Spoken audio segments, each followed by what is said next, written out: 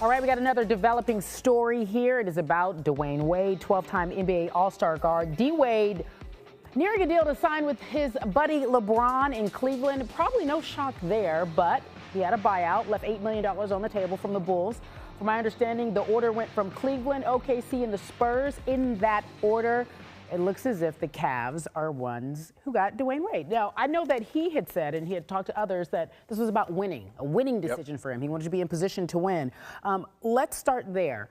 What does this do for the Cavs if, in fact, the deal is done? I think it does a lot for the Cavs. I think if you know, a lot of people are going to look at Dwayne Wade and say he's washed. Look at his season in Chicago. But you have to factor in a couple of different things. Say that. You don't think they'd say that? No. I mean, he shot like 43% and didn't really put a lot of effort into defense. But that has to do with the situation he's in, right? Sure. You've got to consider motivation. You've got to consider teammates. That's what I was going to say. And if you look at his years, his 4 years with LeBron in Miami, granted he was a few years younger, but the last 3 years, his shooting percentage went up every single year to the point where he was at 32 years old, shooting 54.5% from the field. So you put him with LeBron and you put him with other teammates where he can be a playmaker, he'd be more sort of pick his spots with his shots and everything else. He can be an efficient two-guard, and he can definitely contribute to a team that is finals ready. Well, that's right. It's interesting, so let's hang on that. I don't think necessarily that Chicago is indicative of the type of Dwayne that we can see, right? So he gets there. How does this look? How many touches does he get? Because they're deep.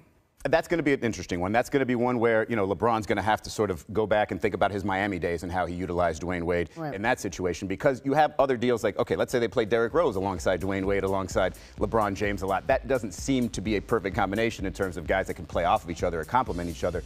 But we saw it in Miami. After the first year, after Dwayne took a little bit of a step back, LeBron took over, we've seen that chemistry, we've seen that combination. So if they get an Isaiah Thomas back, if a Kyle Korver has a good three-point shooting season, if these things happen to spread the floor for them, they can absolutely operate together. All right, the bigger picture is now, what does this do in terms of going to the finals and actually competing and giving the Warriors a run for their money? That one's, I mean, listen, I don't care what team you put together. It could be the Thunder, you're putting together superstars. It could be the Cleveland Cavaliers. You're not going to favor them against the Warriors. The Warriors are that good offensively, they're that efficient, and Dwayne Wade defensively isn't going to really do much against that team. But, you know, I mean, he's been on teams that have given them problems, Miami teams.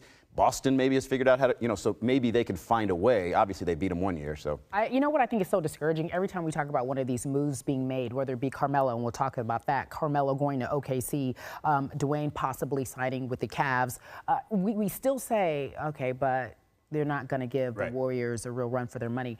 Let's hang on that. What needs to happen? I mean, does everyone need to band together as one, the best players outside of anybody else on the Warriors? No, I mean, just for this particular season, you're going to have a little bit of luck there. You're probably going to have an injury or two to deal with the Warriors. But frankly, if you get a team that just sort of comes together, that has a great chemistry, I mean, we didn't see the Warriors coming until they were there. And not to say that, you know, Oklahoma City all of a sudden is going to be a surprise team, because we know how those guys play. But we also know that maybe they find some crazy chemistry. Maybe they do change the way the Warriors have to play, and maybe they give Kevin Durant some trouble. You never really know. I mean, just a matter of nobody's going to be favored against them. But I'm not saying it's 100% certain. Favored. We're not Nostradamus, but not favored.